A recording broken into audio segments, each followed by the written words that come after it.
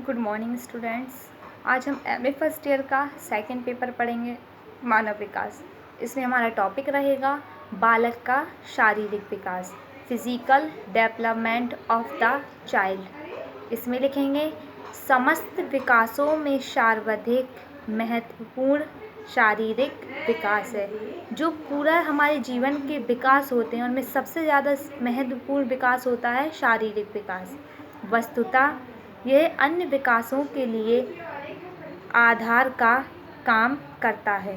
स्वस्थ शरीर स्वस्थ मन रखता है तथा स्वस्थ मन से स्वस्थ संवेग एवं स्वस्थ मानसिकता जन्म लेती है। शारीरिक विकास स्वयं शिशु के अन्य विकासों के साथ साथ शिक्षकों, शिक्षाविदों तथा चिकित्सकों के लिए भी अध्ययन का क्षेत्र है। शारीरिक विकास बालकों के व्यवहार तथा समायोजन को प्रभावित करते हैं। अब इसमें हेडिंग रहेगी हमारी फर्स्ट, शारीरिक विकास की विशेषताएं। इसमें पॉइंट्स वाइज लिखेंगे। फर्स्ट पॉइंट में लिखेंगे शारीरिक विकास की गति विभिन्न अवस्थाओं में भी विभिन्न होती है।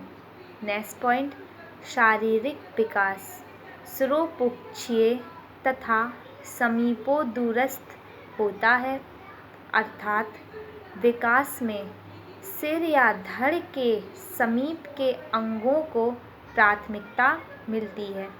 थर्ड पॉइंट रहेगा शारीरिक अभिवृद्धि एवं विकास में व्यक्तिगत विभिन्नताएं पाई जाती हैं। लास्ट पॉइंट रहेगा शारीरिक विकास को लैंगिक भिन्नता भी प्रभावित करती है। अब हेडिंग आएगी इसमें हमारी प्रथम 2 वर्षों में शारीरिक विकास। इसमें लिखेंगे मनुष्य के संपूर्ण जीवन में 2 काल तीव्र वृद्धि को प्रदर्शित करते हैं। इन 2 कालों के बीच वृद्धि की दर पर्याप्त धीमी तथा स्थिर रहती है।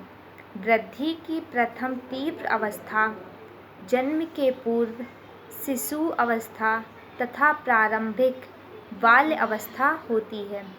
सर्वाधिक वृद्धि गर्भावस्था में होती है।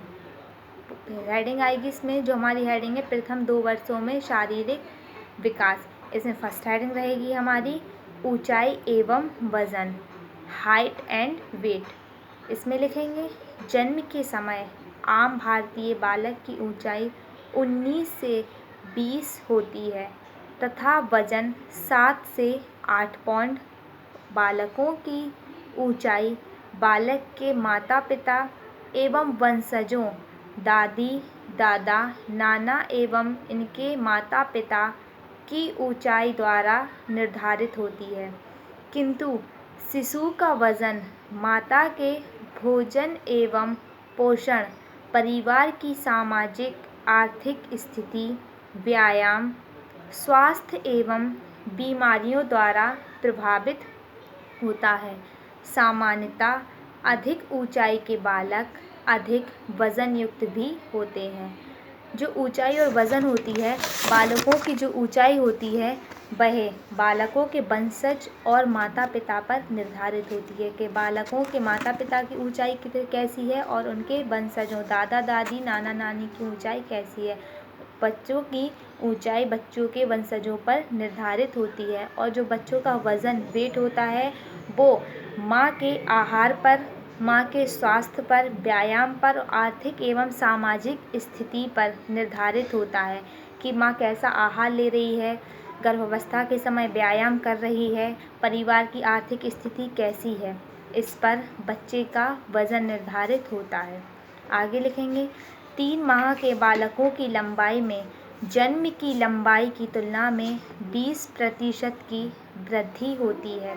1 वर्ष में 50% लंबाई बढ़ जाती है तथा 2 वर्षों में 75% लंबाई बढ़ जाती है। 4 वर्ष की आयु में शिशु लंबाई जन्म के समय की लंबाई से 2 गुनी हो जाती है। उसी प्रकार 5 माह में शिशु का वज़न जन्म के समय के वजन की तुलना में 2 गुना हो जाता है। 1 वर्ष में वजन 3 गुना हो जाता है तथा 2.5 वर्ष में वजन 4 गुना हो जाता है। अब इसमें हेडिंग आएगी हमारी कंकालीय एवं मांसपेशियों का विकास। इसमें लिखेंगे बालक का कंकालीय विकास गर्भ में ही आरंभ हो जाता है।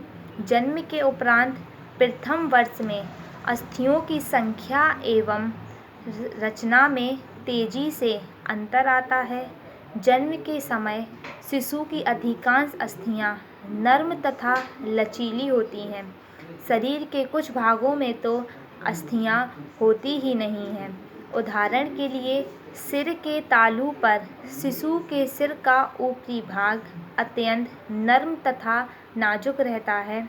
इस स्थान पर खोपड़ी की अस्थियों का विकास नहीं हो पाता है तथा मस्तिष्क का भाग इस स्थान पर कठोर आवरण से ढका नहीं होता है। धीरे धीरे अस्थियां विकसित होकर मस्तिष्क के इस भाग को भी ढक लेती हैं तथा 2 वर्ष में यह नाजुक तथा लचीला भाग कठोर हो जाता है। आगे लिखेंगे पैराग्राफ चेंज करके इसी में नवजात शिशु के शरीर में लगभग 270 हड्डियां होती हैं। ये अत्यंत लचीली होती हैं। बालक के 13 से 14 वर्ष की आयु तक पहुँचते पहुँचते हड्डियों की संख्या 350 350 हो जाती हैं, किंतु परिपक्वता की आयु तक पहुँचते पहुँचते हड्डियों की संख्या कुल 206 रह जाती है। इसका कारण कैल्सीकरण के कारण छोटी भागों की छोटी अस्थियों का जुड़ जाना। अस्थियों के जुड़ने के साथ साथ उनमें कठोरता भी आ जाती है। शरीर के विभिन्न भागों की अस्थियों के कठोर होने की गति भिन्न भिन्न रहती है। सबसे पहले कलाई तथा हाथों की हड्डियां कठोरता प्राप्त करती हैं।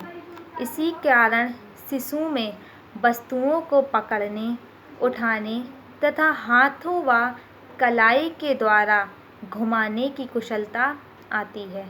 यद्यपि जन्म के समय शरीर पर संपूर्ण मांसपेशियां पाई जाती हैं, परंतु तीव्र वृद्धि काल में इनमें भी पर्याप्त अंतर आता है।